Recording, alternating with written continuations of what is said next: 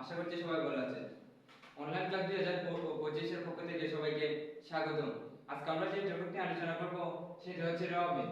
র মিলের মুনাফা জাতীয় আয় এন্ট্রিগুলা কোনগুলা এন্ট্রি মুনাফা জাতীয় আয়ের মধ্যে যাবে সেটা নিয়ে আজকে আমরা আলোচনা করব।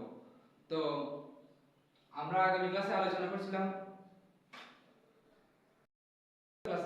করছিলাম যেগুলো দফা র মিল অন্তর্ভুক্ত হবে না। তো যারা যারা এই ক্লাসটা মিস করছেন অবশ্যই আমাদের অনলাইন ক্লাস 2025 ইউটিউব চ্যানেলে গিয়ে সবাই দেখে আসবেন। তো আজকে আমরা আলোচনা করব র মিল। তো র মিল কোন কোন দফা বা কোন কোন এন্ট্রি র মিলের মুনাফা জাতীয় আয়ের মধ্যে যাবে। তো চলুন আমরা শিখে আসি। তো এক নম্বর আছে আমাদের বিনিয়োগের সুদ। তো বিনিয়োগের সুদ আমাদের মুনাফা জাতীয় আয়ের মধ্যে যাবে। দুই নম্বরে আমাদের আছে কমিশন প্রাপ্তি। তো কমিশন প্রাপ্তি আমাদের মুনাফা জাতীয় আয়ের মধ্যে যাবে। তিন নম্বর আছে আমাদের ব্যাংক জমা সুদ। ব্যাংক জমা সুদ আমাদের মুনাফা জাতীয় আয়ের মধ্যে যাবে। চার নম্বর আছে আমাদের বিক্রয় বিক্রয় ফেরত। চার নম্বর আছে বিক্রয় ফেরত। তো আমরা বিক্রয় ফেরতটা আমাদের মুনাফা জাতীয় আয়ের মধ্যে যাবে। পাঁচ নম্বর আছে আমাদের শিক্ষানবিশ সালামি।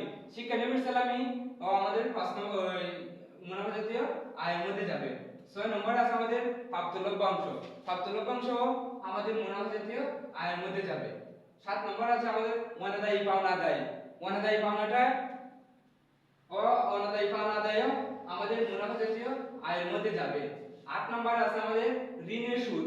ঋণের সুদ আমাদের মুনাফা জাতীয় আয়ের মধ্যে যাবে। নয় নম্বর আছে আমাদের বাড়া প্রাপ্তি। বাড়া প্রাপ্তিটাও আমাদের মুনাফা জাতীয় আয়ের মধ্যে যাবে। 10 নম্বর আছে আমাদের উত্তোলনের সুদ। উত্তোলনের সুদটাও আমাদের মুনাফা জাতীয় আয়ের মধ্যে যাবে। এখানে 10টা এন্ট্রি আমাদের আমরা উল্লেখ করছি। 10টা এন্ট্রি ছাড়া কোনো এন্ট্রি আমাদের র মিলে করতে মুনাফা জাতীয় আয় করতে আমরা এই 10টা এন্ট্রির বাইরে এন্ট্রি আসবে না। তো সবাই যদি আমরা মনোযোগ দিয়ে এই 10টা এন্ট্রি মুখস্থ করতে পারি কিংবা মনে রাখতে পারি তাহলে আমাদের র মিল করতে গেলে যে মুনাফা জাতীয় আয় নির্ণয় করতে হয় এটি আমাদের নির্ণয় করতে কোনো সমস্যা হবে না। তো আশা করি সবাই যদি ক্লাসটা করেন ইনশাআল্লাহ এই মুনাফা জাতীয় আয়গুলো নির্ণয় করতে সবাই পারবেন। আসসালামু আলাইকুম।